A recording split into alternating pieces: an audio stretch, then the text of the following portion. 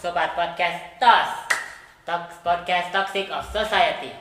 Nah, sebelum masuk ke topik, izinkan saya perkenalkan nama saya Prabu dan rekan saya Fabian. Di sini kami mengundang salah satu fasilitator sekolah penggerak yang bernama Pak Nyoman Budi Sastrawan yang sering dipanggil Pak Budi. Nah, Pak Budi, apa kabarnya hari ini? Baik-baik, bagaimana kabar kalian berdua? Baik juga. Baik Pak. Jadi Pak, pada siang hari ini Pak, jadi kami ingin menggali sedikit informasi terkait latar belakang Bapak sebagai fasilitator sekolah penggerak Pak. Baik, nama saya tadi sudah disampaikan, Nyoman Budi Sastrawan, MPD, terpilih sebagai fasilitator sekolah penggerak Angkatan 2. Tugas saya yakni mendampingi 4 sekolah dasar yang ada di Kota Denpasar. Jadi sekolah penggerak itu seperti apa Kak ya? Kalau sekolah penggerak di awal itu adalah sekolah-sekolah yang terpilih, ini ada proses seleksinya, terpilih untuk menjadi implementator atau pelaksana kurikulum merdeka di tahap awal. Jadi baru digaungkan kurikulum merdeka itu ada beberapa sekolah di seluruh Indonesia yang terpilih menjadi program sekolah penggerak. Yang uniknya adalah sekolah-sekolah ini dipilih bukan berdasarkan statusnya dia apa, tetapi kepala sekolahnya yang diinterview nih oleh tim dari pusat untuk melihat bagaimana kepala sekolah tersebut siap enggak dengan perubahan yang ada. Jadi sekolahnya bukan karena dia sekolah ada di kota, fasilitasnya lengkap, terpilih jadi sekolah penggerak, tetapi bagaimana komitmen kepala sekolahnya. Jadi apakah ada keuntungan Pak jadi dari menjadi sekolah penggerak Pak dari sekolah yang biasa? Oke, kalau sekolah penggerak ini selain dana BOS yang diterima baik swasta maupun negeri, ada namanya BOS pendamping kinerja yang nominalnya cukup besar juga, berkisar antara 120 juta dan di tahap 1, tahap 2, tahap 3 semakin menurun nilainya gitu. Tapi ada BOS kinerja yang bisa dimanfaatkan. Nah, di sini apa saja contoh program yang dari sekolah penggerak tersebut? Oke, kalau sekolah penggerak itu kan sebenarnya ada 5 intervensi yang dilakukan oleh pemerintah terkait ke sekolah penggerak. Yang pertama ini kan ada namanya pendampingan asimetris. Nah, ini setiap sekolah penggerak itu diberikan fasilitator untuk mendampingi sekolah-sekolah tersebut dalam melakukan program dan bagaimana mengimplementasikan kurikulum merdeka. Yang kedua, intervensi yang dilakukan adalah peningkatan sumber daya manusia. Jadi guru-guru dan kepala sekolah di sekolah penggerak itu diberikan begitu banyak informasi dan pelatihan-pelatihan, seminar-seminar pendidikan dan latihan gitu ya, diklatnya, sehingga benar-benar sekolah yang mengimplementasikan kurikulum merdeka itu bisa melaksanakan tugasnya dengan baik. Kemudian yang ketiga ini intervensinya adalah pembelajaran dengan paradigma baru. Nah, paradigma baru ini kalau dulu misalnya walaupun secara teori sudah student centered gitu, berpusat pada murid, tetapi di lapangan masih saja guru fungsinya masih sebagai hal yang utama di kelas gitu.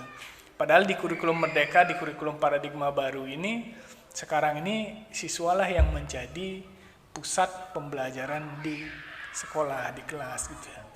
Kemudian yang keempat, perencanaan yang disusun ini semuanya harus berbasis data. Tidak boleh lagi sebuah program tidak dilihat data keberdampakannya bagi siswa. Jadi semua program harus mengacu ke visi, misi, dan tujuan gitu ya. Nanti begitu dieksekusi nih pelaksanaannya, dilihat apa dampaknya kepada siswa. Yang sekarang ini kan sudah ada sumber data yang sangat valid yang disebut dengan rapor pendidikan. Dari sana itu terlihat nih kualitas numerasi, kualitas literasi, kualitas karakter siswa di sekolah masing-masing gimana. Nah, kalau misalnya literasinya masih merah nih, berarti apa program sekolah yang dilakukan untuk meningkatkan permasalahan yang ada di sekolah ini. Kami ingin mendalami Pak tentang bully. Jadi apa saja sih jenis-jenis bullying yang Bapak sering temui di sekolah-sekolah penggerak Pak? Oke, baik. Menarik pertanyaannya ini ya. Kalau bullying itu sebenarnya hampir rata di semua tempat yang terjadi biasanya berupa fisik. Jadi sentuhan itu ya yang mengenai fisik dan juga psikis. Sebenarnya kalau yang lebih berbahaya justru bukan fisik gitu. Karena kalau sentuhan fisik anggaplah dalam tanda petik dicakar sehingga luka tangan kita itu dalam waktu 3 hari sudah sembuh. Tetapi kalau bully yang berbentuk non fisik, psikis gitu menyerang mental itu justru bisa seumur hidup di bawah gitu ya. Jadi kalau dilihat yang lebih berbahaya mana, mungkin lebih berbahaya yang psikis tadi. Nah, kalau dilihat dari medianya ini bisa jadi cyber gitu melalui media sosial atau dilakukan secara verbal maupun non verbal. Verbal ini dalam artian berkata langsung dengan kata-kata yang menyakitkan. Atau kalau non verbal bisa jadi tanda-tanda fisik yang dilakukan yang dimaknai bersama sebagai kata makian. Misalnya kalau diantara jari tengah itu adalah sebuah makian gitu ya. Ini termasuk juga bulian yang non verbal gitu ya. Jadi pada bully verbal Pak ya, kan kita misalkan sebagai korban kita akan mengalami kesehatan mentalnya menurun Pak. Jadi apakah ada penanganan khusus Pak terhadap orang yang terkena bully verbal? Oke. Baik, yang pertama perlu disadari dulu bahwa sekolah itu seharusnya menjadi tempat yang aman untuk semua orang. Jadi bagaimana jika ada salah satu siswa atau beberapa siswa yang terkena bully non-verbal atau verbal tadi, ya mereka harus diberikan ruang-ruang untuk menyampaikan permasalahan yang dihadapi. Nah ini kalau di sekolah penggerak ada berbagai macam nih. Ada yang scan barcode lapor gitu, atau boleh langsung ke guru wali masing-masing melaporkan diri bahwa kita mendapat perlakuan yang tidak menyenangkan dari orang lain. Biasanya sih guru yang diberikan laporan itu ada intervensi yang dilakukan, walaupun intervensinya tidak secara langsung dilaporkan kepada anak yang melapor. Tetapi saya meyakini bahwa sekolah guru-guru yang ada di sekolah penggerak itu pasti melakukan sebuah tindakan intervensi.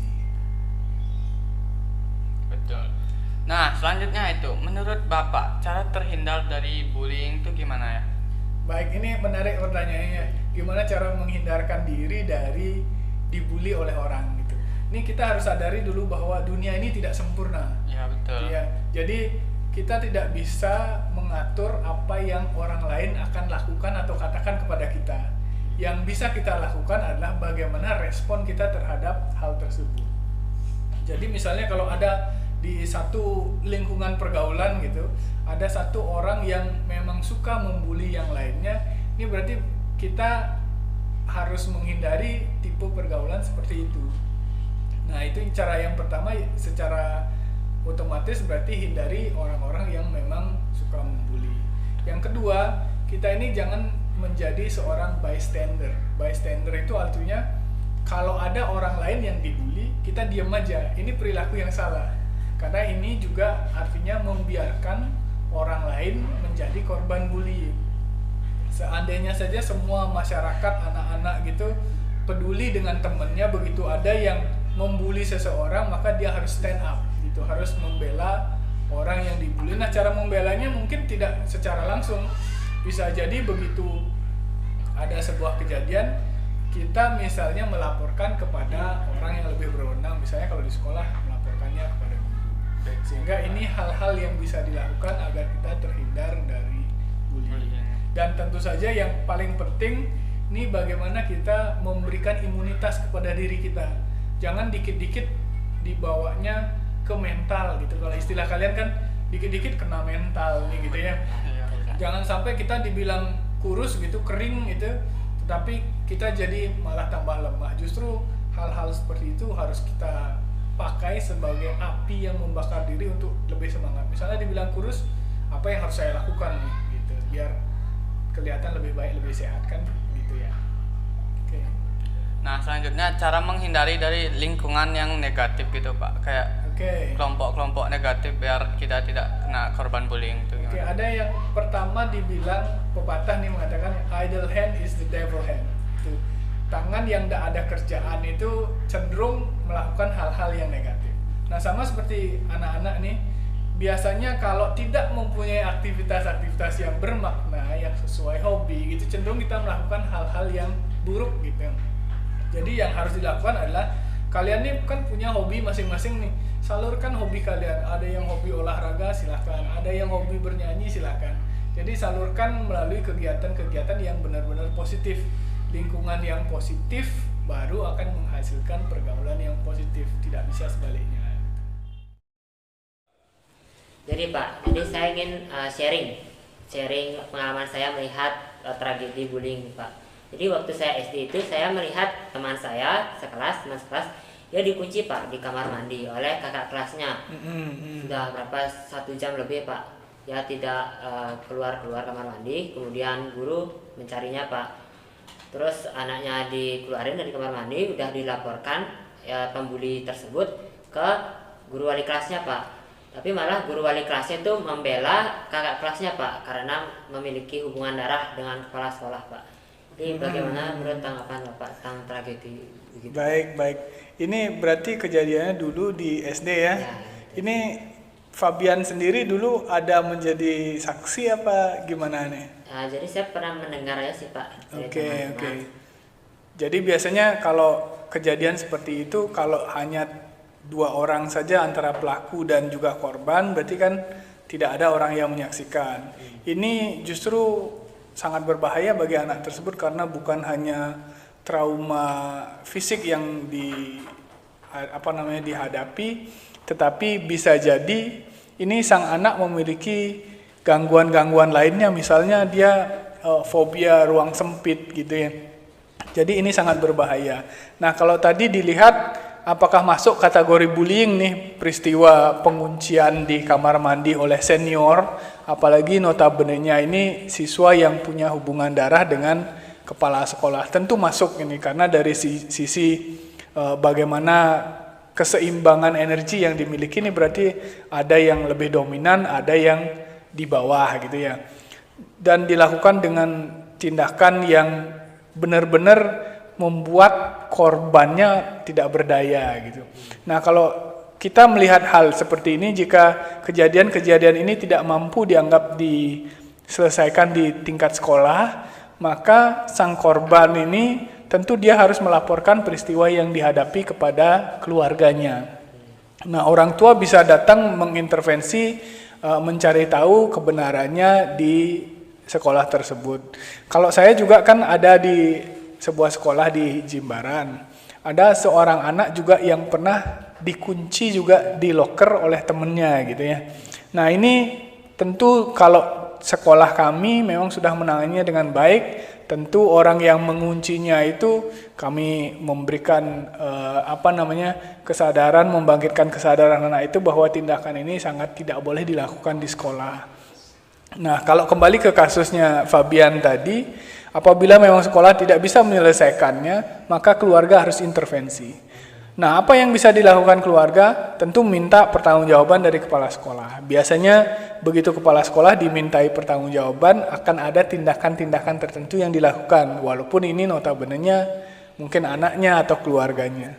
Nah, berikutnya yang bisa keluarga lakukan adalah melaporkan hal ini ke Komisi Perlindungan Anak Daerah. Nah, kita ini di Bali ada yang namanya Komisi Perlindungan Anak, di mana memang yang dilaporkan ke sana adalah kasus-kasus terkait anak sebagai korban. Entah itu tindakan kekerasan, entah itu tindakan verbal, ataupun bullying yang seperti tadi dilakukan. Nah, kuncinya yang tadi nih, kalau ada kalian menjadi saksi, jadi kalian harus ambil tindakan, tidak boleh membiarkan gitu ya. Karena bisa saja kalian yang ada di sana sebagai korban gitu, sehingga begitu kalian memunculkan kepekaan dalam diri bahwa yang terjadi pada orang lain bisa terjadi pada diri sendiri, nah ini pasti kalian akan mengambil tindakan-tindakan untuk membantu mereka gitu ya. Apalagi sampai 1 jam lebih ya Fabian ya, wah luar biasa. Terima kasih atas pendapatnya Pak Budi. Bagaimana Mas Prabu? Apakah ada pengalaman terhadap bullying? Nah, pas itu Pak, aku ada pengalaman nih. Nah, pengalaman saya yang saya lihat nih Pak, nih lagi tren di lingkungan sekitar kita nih ada foto di aib teman nih lagi dibuatin stiker, itu termasuk bullying juga nggak Pak? Oke, jadi foto anak ketika wajahnya buruk gitu, kemudian dibikinin stiker-stiker gitu ya. Ya, betul. Baik, baik.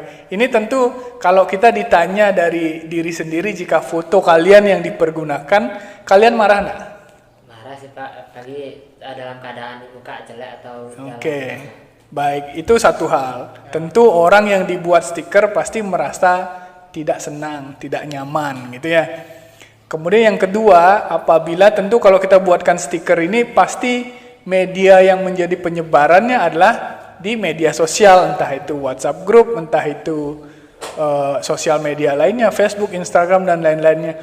Nah, kalau sudah masuk ke media sosial ini, kalian bisa dilaporkan ke Undang-Undang ITE karena menyebarkan hal-hal yang tanpa izin dari pemiliknya gitu ya. Jangan sembarangan, misalnya kalian nih, kalau foto-foto temen di kelas nih di sekolah, sebenarnya tanpa izin dari orang yang diambil gambarnya, kalian tidak boleh menyebarkannya di media sosial. Apalagi konteksnya aib tadi disampaikannya. Ini benar-benar masuk dalam pasal yang diatur di Undang-Undang ITE. Bisa dipidana gitu ya. itu kan termasuk cyberbullying pastinya Pak. Cyberbullying ya. Jadi kan internet kan luas banget Pak ya. Jadi apakah cara menangani kita agar kuat mental Pak terhadap cyberbullying itu Pak? Oke. Sekali lagi kita akan kembali ke individu masing-masing. Kadang-kadang ada seseorang yang begitu dapat cyberbullying berupa makian atau hinaan saja mentalnya sudah down gitu ya. Tetapi ada juga beberapa anak yang seakan-akan kebal nih. Begitu disampaikan apapun mental aja nih. Dibilang lemah, dibilang apa yang buruk semuanya, tetapi tetap aja dia kebal dari segala hinaan itu. Nah, sekarang kalau dalam konteks misalnya bagaimana cara menghindarkan diri kita dari cyberbullying itu, nah ketahui dulu gini ya, diri kalian ini terlindungi tidak oleh hukum, terlindungi dengan hukum Undang-Undang ITE itu. Jadi Anda harus mengetahui hak yang Anda miliki.